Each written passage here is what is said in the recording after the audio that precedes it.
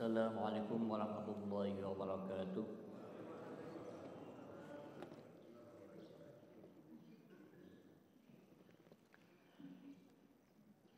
Alhamdulillahi rabbil alamin.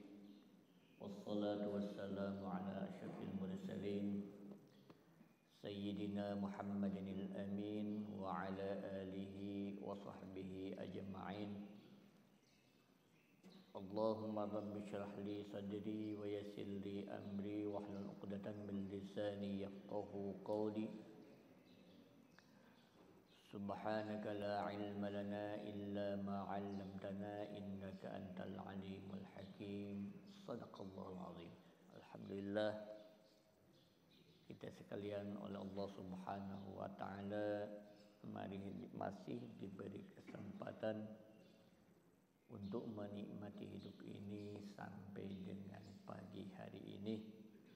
Setelah kita melaksanakan kewajiban kita, salat subuh berjamaah, kemudian kita beriktikaf sambil membahas, mengkaji dan memahami beberapa firman Allah Subhanahu wa taala yang terdapat di dalam Al-Qur'an.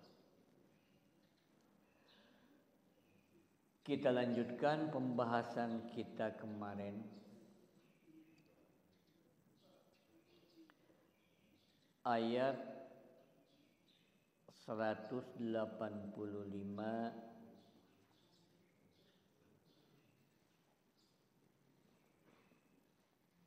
Syahrul Ramadan alladzi unzila fihi al-Qur'an hudal linnasi wa bayyinatin minal huda wal furqan.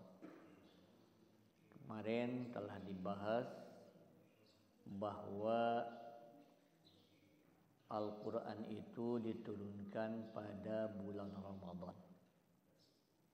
Baik diturunkan secara keseluruhan atau diturunkan untuk pertama kalinya, yaitu surat Al-Alaq ayat 1 sampai dengan 5. Fungsi Al-Quran adalah hudal linnas, sebagai petunjuk bagi manusia, yaitu ajaran yang dibawa oleh Rasulullah sallallahu alaihi wasallam. Wa bayyinatin minal huda wal furqan, dan menjelaskan petunjuk tersebut dan pembeda antara hak dan batil.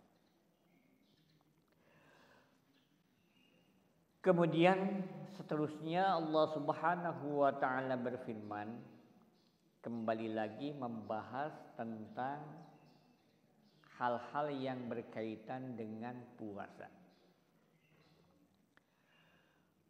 Fama syahida minkumus syahra, barang siapa yang menyaksikan di antara kau sekalian bulan, falyasumhu, maka hendaknya berpuasa pada bulan tersebut. Sebagian ahli tafsir mengartikan faman syahida minkumus syahra ay faman ra'a minkumul qamar, barang siapa yang melihat di antara kau sekalian bulan. Karena sebagaimana kita ketahui, puasa itu atau bulan Ramadan itu dihitung dari perputaran bulan. Ada bulan yang dihitung dari perputaran matahari. Jadi bulan itu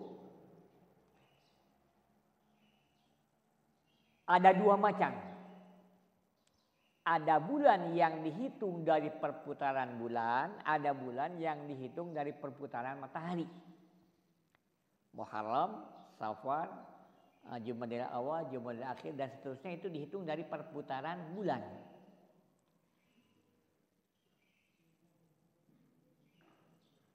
Januari, Februari, Maret, April itu dihitung dari perputaran matahari.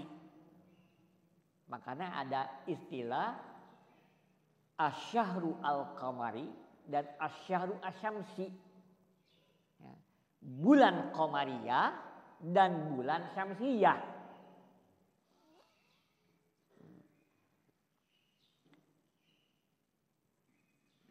Kemudian ada istilah bulan hijriyah atau tahun hijriyah dan ada tahun masihiyah. Nah, kalau Januari, Februari, Maret, April itu dihitung permulaannya itu dari lahirnya Nabi Isa. Makanya dinamakan bulan tahun Masehi. Kalau bulan Muharram, Safar, Mulud, kemudian Silih Mulud atau bulan awal berakhir itu dimulai dari hijrahnya Rasulullah Sallallahu Alaihi Wasallam. Makanya disebut tahun hijriyah dan tahun masihiyah atau tahun miladiyah. Nah, yang lebih akurat lagi yang sebenarnya tahun qamariyah dan tahun syamsiyah. Musim itu berdasarkan tahun syamsiyah. Di kita kan ada musim hujan dan musim kemarau. Pasti musim hujan itu Oktober ke sana. Kemarau bulan apa? Februari atau apalah gitu kan. Kalau yang 4 musim, pasti musim sepanas itu Juli Agustus. Musim dingin pasti Desember Januari, Januari Februari, kan? Puncaknya itu, kan? Nah, makanya musim dingin dan musim panas, ketika kalau bulan Qamariyah itu tidak menentu, kadang-kadang Muharram, kadang-kadang Ramadan. Nah, ketika diwajibkan puasa,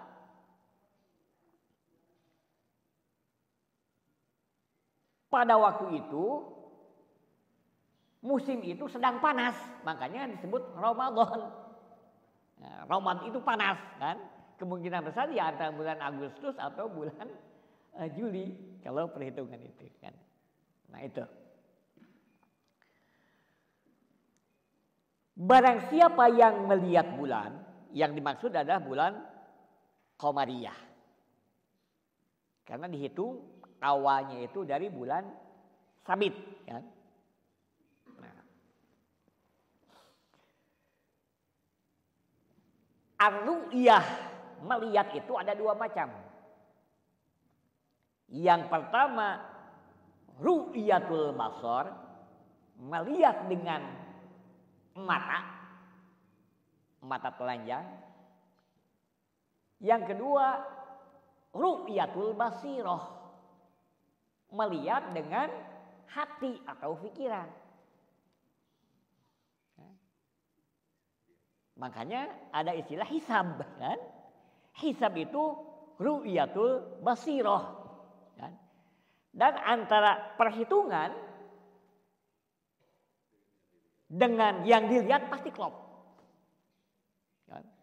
Saya dulu waktu belajar falak tahun 75, 76, 77 gitu kan.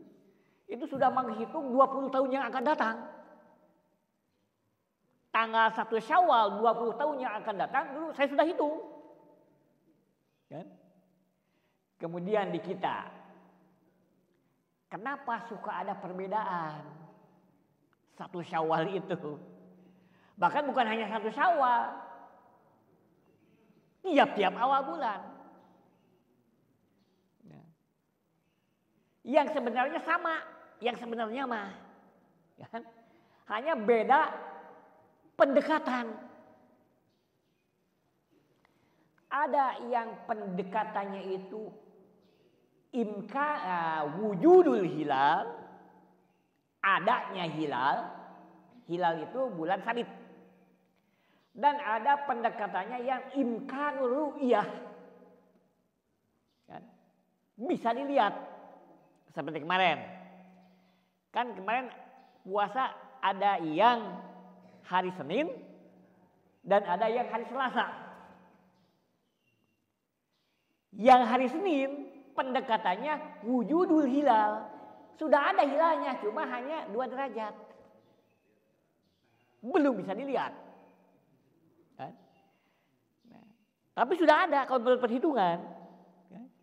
Yang hari Selasa, imkanul ru'yah sudah agak tinggi, 4 derajat lebih, gitu kan. Nah, yang sebenarnya tidak usah kita ribut yang sebenarnya. Yang sebenarnya itu juga sebenarnya kan.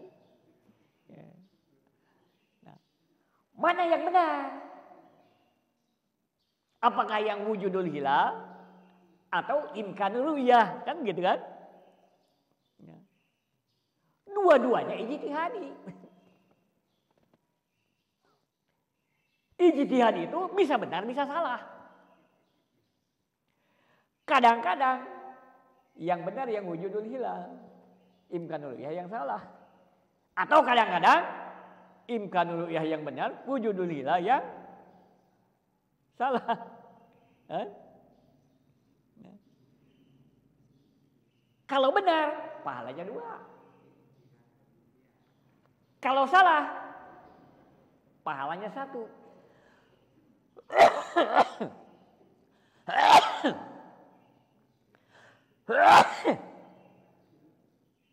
Ijtihad itu kebenarannya itu nisbi, relatif. Yang benar 100% yang ini.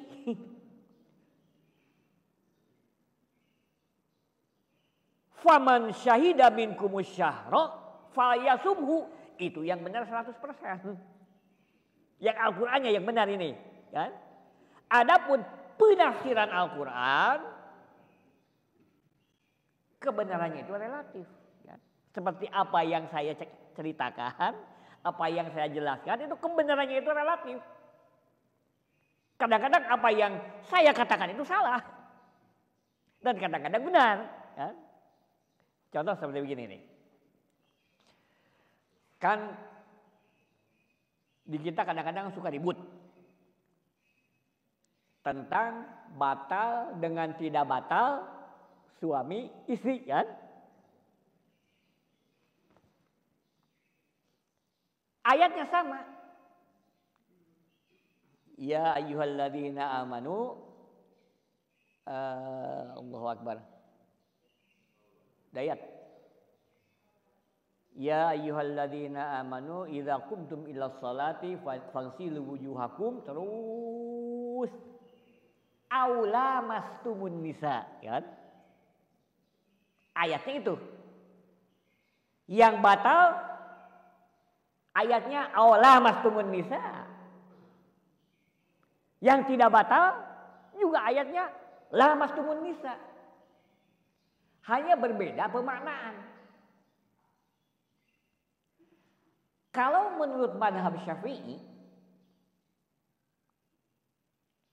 lamastumun nisa, lamasa itu sulasi mazid di dalam istilah shorof. Sulasi mazid itu kata yang tadinya 3 jadi 4. Lamasa itu 4. Lam, alif, mim, sin. Diambil dari lamasa 3. Lamasa 3 huruf. Kalau lamasa 4 huruf. Kalau 3 huruf namanya sulasi mujarrad. Kalau 4 huruf namanya sulasi mazid.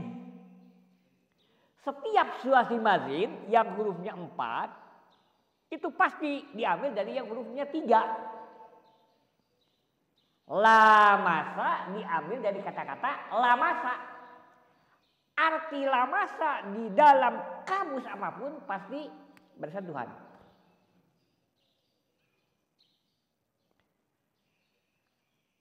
Kalau Imam Maliki,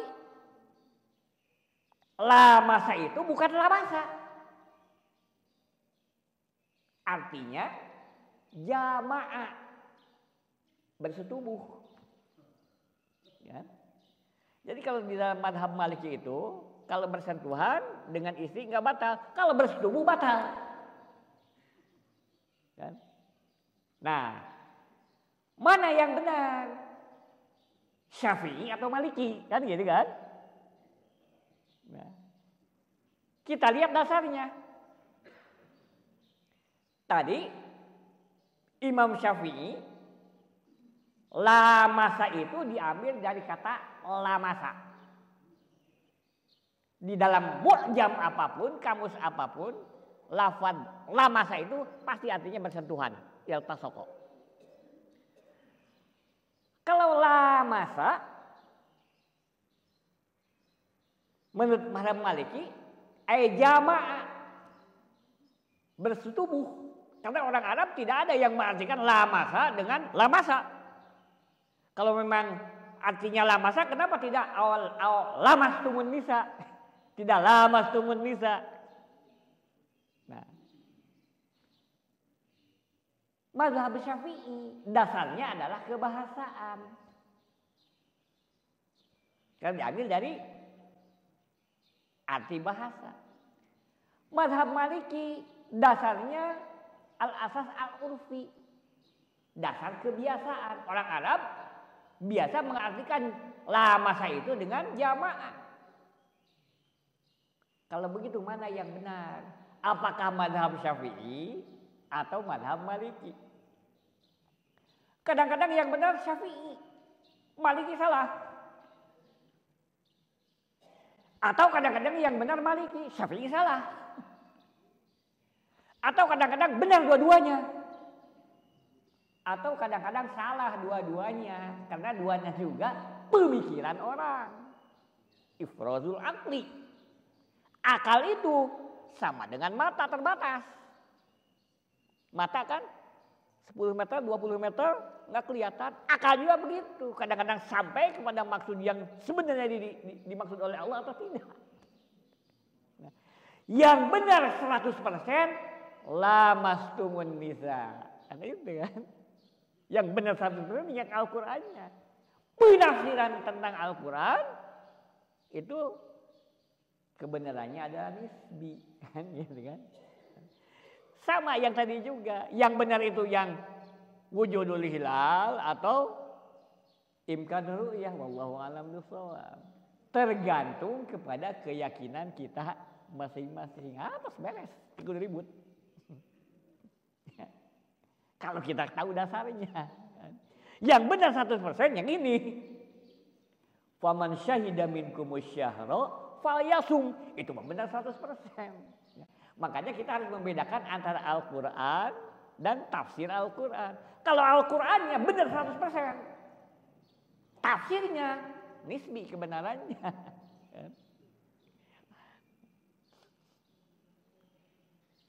Sekarang kemarin saya cerita kan. Sekarang sedang menangani orang yang suka ceramah di YouTube. Dia menafsirkan Al-Quran seenaknya saja. Kan? Tanpa dasar. Faman syahida minkumus syahra falyasum. Kemudian ada takkid, pengulangan, penguatan. Wa ma kana maridan aw ala safari fa iddatum min ayyamin ukhra. Kalau di dalam ayat sebelumnya faman syahida minkumus syahra dengan fa. Kalau bahasa Indonesia maka. Kalau ini ataf, karena di atas sudah, maka diganti dengan waw. Wa ma syahida minkumus syahra falyasum. Wa ma kana maridan aw ala safari fa iddatum min ayyamin ukhra. Barang siapa yang sakit atau dalam perjalanan, maka diqadha dengan jumlah yang sama min ayyamin ukhra, pada hari-hari yang lain. Nah, kenapa orang yang sakit dan orang yang dalam perjalanan diperbolehkan berbuka puasa. Bukan diharuskan. Nah, dasarnya firman Allah, yuridullahu bikumul yusra wa la yuridu bikumul usra. Allah menginginkan kau sekalian kemudahan. Allah menginginkan kemudahan dan Allah tidak menginginkan kesulitan. Kalau tidak ada rukhsah, sulit. Orang yang sakit, nggak kuat, harus terus puasa, celaka, bisa mati. Kan? Bisa mati. Seandainya tidak ada rukhsah, tidak ada tidak ada rukhsah itu? Keringanan kan? Bisa mati orang, bisa mati begitu saja. Karena wajib umpamanya, sehingga orang yang sakit pun harus, ya bisa mati. Atau orang yang dalam perjalanan capek, bisa mati. Yuridullahu bikumul yusra wa la yuridu bikumul usra. Kan? Ad-dinu yusrun. Agama itu mudah. Kan? Kata Rasulullah, yassiru wa la tu'assiru. Permudah. Dan jangan dipersulit. Kalau memang bisa dipermudah. Kan? Gitu kan? Nah.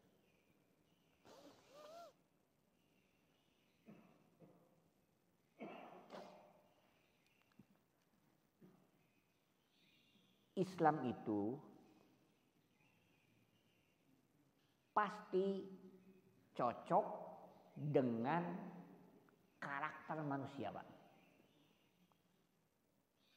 Dan pasti cocok dengan sifat manusia. Nggak ada ajaran Islam yang di luar kemampuan manusia. Yang di luar kemampuan pasti ada keringanan.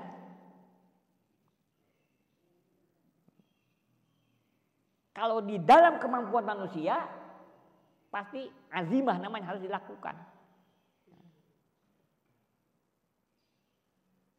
Kenapa demikian? Karena yang memberikan ajaran yaitu zat yang menciptakan kita.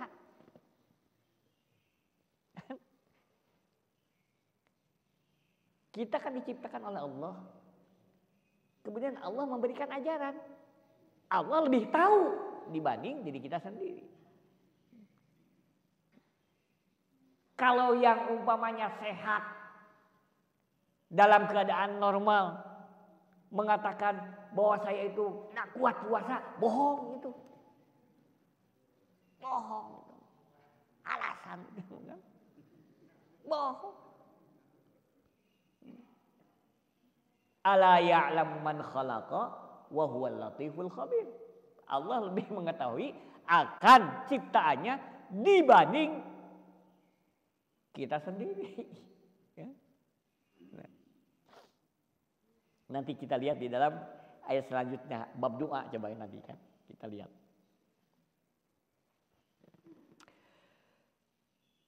Yuridu bikumul yusra wa la yuridu bikumul usra. Walitukmilul iddata, dan hendaknya menyempurnakan bilangan.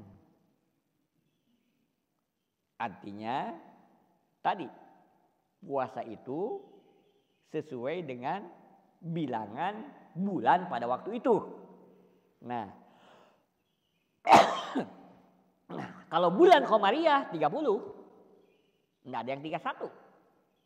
Tapi ada satu hari 30 dan 29.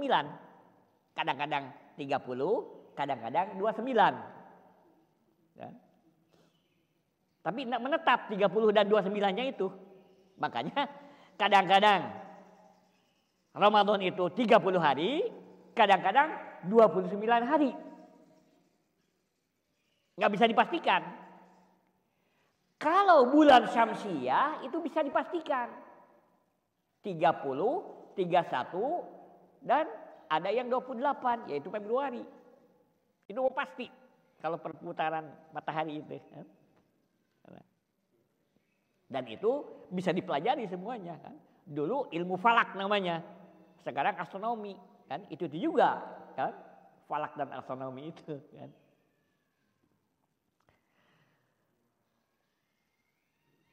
Walidukabbirullaha ala ma hadakum.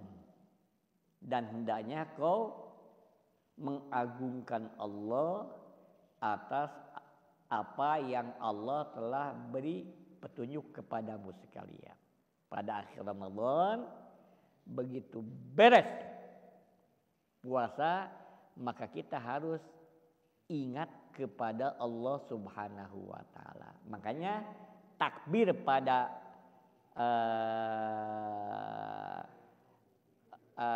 pada akhir Ramadan itu, nah, pada hari raya itu dasarnya ini.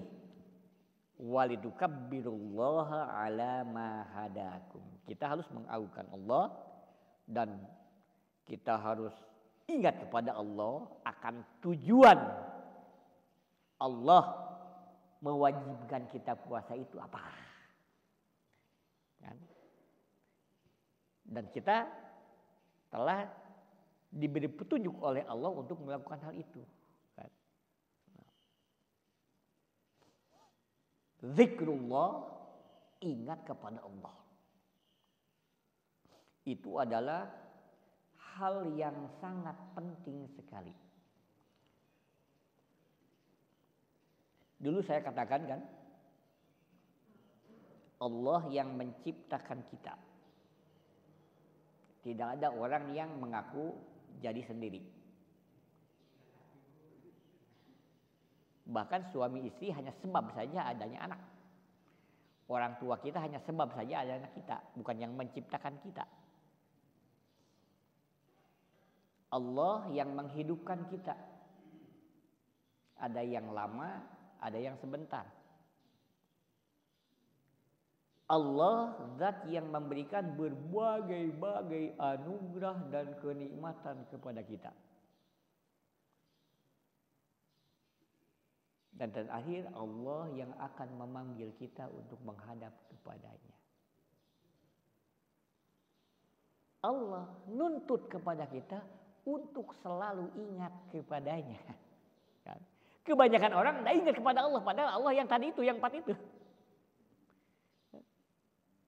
Bahkan sholat pun diwajibkan, tujuannya adalah untuk mengingat kepada Allah. Innani anallah, aku ini adalah Allah. La ilaha illa ana, tidak ada Tuhan kecualiku. Fa'budni, mengabdilah kepadaku. Yang tujuan manusia tiada lain untuk mengabdi kepada Allah. Wa aqimis salata, dan dirikanlah salat, kerjakanlah salat, li zikri, untuk mengingat kepadaku. Okay. Makanya zikrullah itu sangat penting sekali, harus kita lakukan. Dulu kan saya jelaskan ada az-zikru bil lisan, ada az-zikru bil qalbi, dan az-zikru bil jawarih. Zikir dengan lisan, dengan lidah ucapan, yaitu membaca. Yang paling utama adalah la ilaha illallah. Yang kedua az-zikru bil qalbi, zikir dengan hati atau pikiran, yaitu merenungkan segala ciptaan Allah sebagai tanda keagungan Allah. Yang ketiga az-zikru bil jawarih, zikir ingat kepada Allah dengan seluruh anggota badan, dengan perilaku, yaitu menjalankan perintah Allah dan menjauhi larangan Allah. Nah, walitukabbirullaha ala ma hadakum wa la'allakum tashkurun. Jika kau melakukan hal tersebut, puasa, kemudian zikir kepada Allah, pasti kau akan bersyukur kepada Allah Subhanahu wa taala yang tadi itu. Allah telah yang menciptakan kita, yang menghidupkan kita, yang memberi berbagai-bagai anugerah termasuk rezeki di dalamnya. Dan Allah yang nanti akan memanggil kita.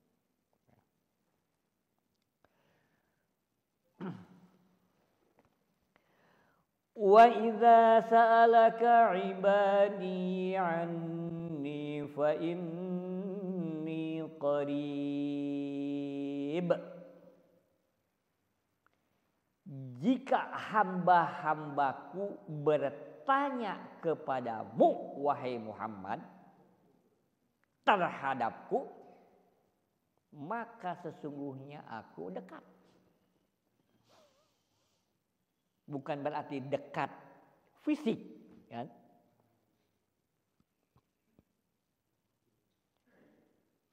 Bahkan di dalam ayat lain dikatakan bahwa Allah itu aqrabu min hablil warid, lebih dekat daripada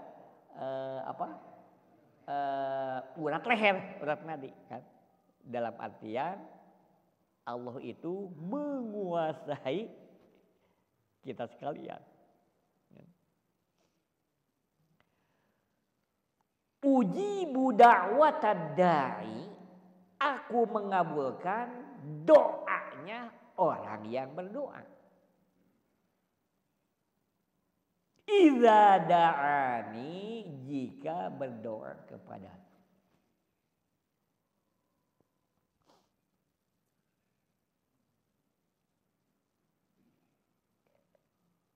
Ad-du'a mukhul ibadah. Doa itu otaknya atau pokoknya ibadah. Intinya ibadah. Kenapa? Karena intinya doa itu menganggap bahwa kita itu orang yang lemah. Iya, Allah Maha yang kuat. Doa itu pernyataan dari kita bahwa kita itu adalah hamba yang sangat lemah. Makanya dikatakan mukhul ibadah. Pengakuan bahwa kita sangat rendah, Allah Maha tinggi. Janji tadi. Ujibu da'watad da'i idza da'ani. Aku akan mengabulkan. Jika berdoa. Di dalam ayat lain, ud'uni astajib lakum. Berdoalah kau sekalian, aku akan mengabulkan. Kadang-kadang orang antara percaya dengan tidak percaya terhadap janji Allah. Kan ud'uni astajib lakum. Berdoalah kau sekalian, aku akan mengabulkan. Atau tadi ujibu da'watad da'i idza da'ani, aku akan mengabulkan doanya orang yang berdoa ketika dia akan berdoa. Kita kadang-kadang berdoa kepada Allah, kok nggak dikabulkan, kan?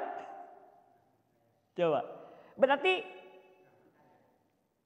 setengah percaya dia.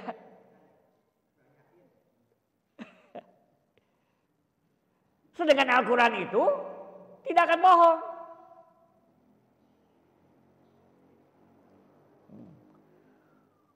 Doa itu tidak ada yang dikabulkan.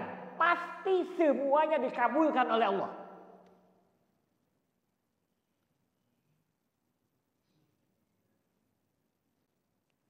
Hanya saja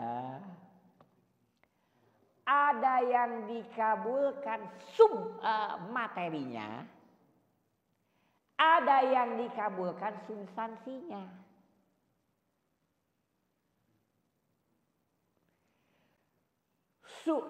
Substansi doa minta kebaikan. Kan tidak ada orang minta hal-hal yang jelek, kan? Pasti minta itu hal-hal yang baik. Contoh seperti begini nih. Kalau kata Syekh Asy'arawi, kalau ada anak, dia minta kepada orang tuanya pisau belati. anak kecil, ya, minta pisau belati. Tujuannya baik, apa? Untuk menakut-nakuti teman-temannya kan. Kalau ada teman-temannya yang bangon atau apa? Bangon katanya. Kan kalau dia bawa pisau belati, kan akan takut. Dikasih enggak oleh orang tuanya? Tidak akan dikasih. Ya? Tidak dikasihnya itu baik bagi anak itu. Daripada dikasih. Kalau dikasih bisa mencelakakan orang. Terus Pak. Kan? Intinya doa itu adalah minta kebaikan. Ada yang materinya dikabulkan materinya, ada yang dikabulkan substansinya. Ya. Contohlah sekarang ya, pada hari-hari ini kan,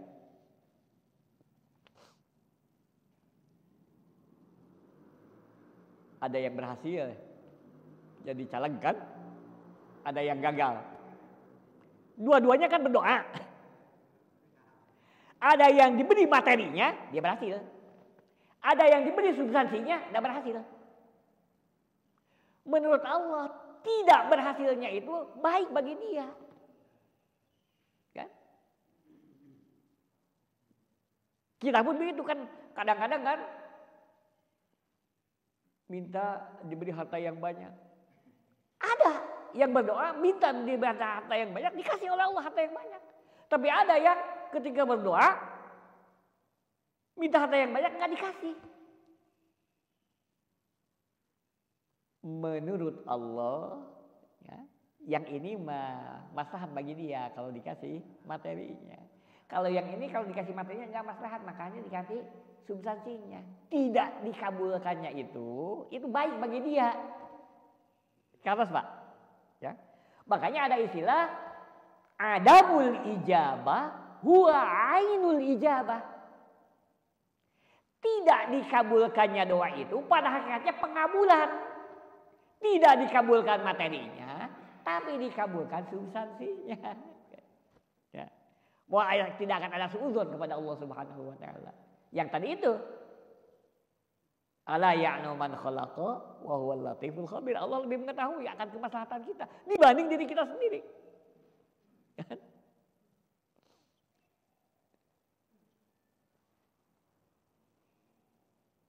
Yang tadi adamul ijabah huwa ainul ijabah, tidak dikabulkan itu pada hakikatnya adalah pengabulan. Maka aman kita menafsirkan ayat ini, kan?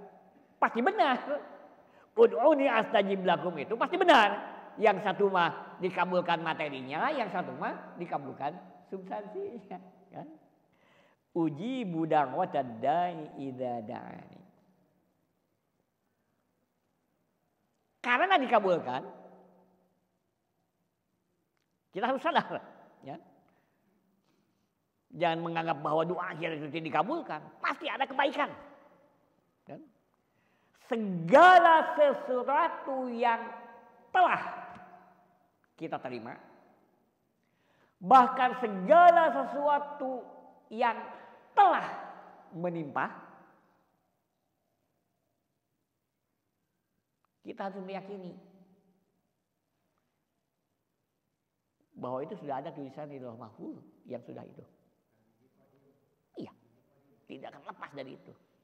Yang kedua, kita harus meyakini apa yang telah kita terima, bahkan apa yang telah menimpa, itulah yang terbaik bagi kita menurut pandangan Allah. Titik. Yang ketiga, harus kita meyakini bahwa pasti ada hikmatnya. Hikmat itu kadang-kadang ketahuan sekarang Pak. Begitu kejadian, ketahuan hikmatnya. Ya. Kadang-kadang nanti setelah lama, oh begini. Seperti yang saya ceritakan dulu kan. Waktu Air Asia jatuh, kan ada pengusaha orang Malang ketinggalan. Ngamuk. Karena akan meeting di Singapura katanya, pengusaha besar. Karena saking kecewa dia pulang. Sebelum sampai ke rumahnya ada berita bahwa Air Asia hilang kontrol. Menurut dia mah ketinggalan itu jelek. Kan? Akan rugi sekian miliar. Kalau menurut Allah mah ketinggalan itu baik katanya kan. Coba kalau kena ketinggalan mati dia kan. Nah, kita harus tunduk dengan itu. Apa yang telah terjadi dan apa yang telah menimpa, itulah yang terbaik bagi kita menurut pandangan Allah. Karena kadang-kadang menurut kita baik, menurut Allah jelek. Menurut kita jelek, menurut Allah baik. Meskipun kadang-kadang menurut kita jelek, menurut Allah jelek, menurut kita baik, menurut Allah baik. Tapi apa yang kita terima itulah yang terbaik bagi kita menurut pandangan Allah Subhanahu wa taala. Pasti ada hikmatnya. Kadang-kadang ketahuan sekarang, kadang-kadang nanti ketahuannya, kadang-kadang tidak diketahui oleh kita. Padahal hikmatnya pasti ada. Oleh karena itu, falyastajibuli, kau harus mengerjakan apa yang diperintahkan oleh aku. Sudah diberi segala macam. Jangankan yang dipinta, yang tidak dipinta pun dikasih oleh Allah. Sok. Apa yang kita terima, kebanyakan itu yang tidak dipinta oleh kita, Pak. Umur diberi oleh kita. Oleh Allah. Apa yang kita terima, kebanyakan itu yang tidak dipinta oleh kita, diberi oleh Allah. Bayangin coba. Betul ya? Kita yang sudah tua-tua begini kan? Diwawai Pak orang ke Allah. Diwawai. Kena protes. Yang tidak dipinta pun diberikan kepada kita. Coba. Banyak orang yang tidak ingat dengan itu. Falyastajibuli. Kan? Lakukanlah perintah-perintahku. Sedikit perintah Allah itu, tidak banyak. Wal yu'minu bi, imanlah kepadaku, karena segala sesuatu dari aku, kata Allah. La'allahum yarshudun, pasti mereka itu akan mendapatkan petunjuk. Kalau ada kata-kata la'alla di dalam Al-Quran artinya pasti, bukan mudah-mudahan, Pak. Pasti. Kenapa? Karena Allah itu tidak pernah menyalahi janji. Kan? Itulah yang harus kita yakini dan harus kita lakukan dalam kehidupan sehari-hari. InsyaAllah kita lanjutkan pada ayat berikutnya. Mudah-mudahan ada manfaatnya. Akhirul kalam. Assalamualaikum warahmatullahi wabarakatuh.